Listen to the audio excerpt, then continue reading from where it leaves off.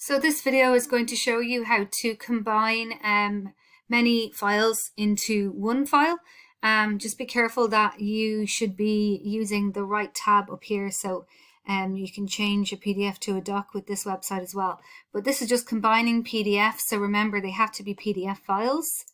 So upload, I'm going to put my goals file and my cover letter and my CV file all in one file. Open. And there they are, goals, cover letter and CV. Order you clicked on the files is the order they'll appear in the new document. So you press combine, it downloads, open it.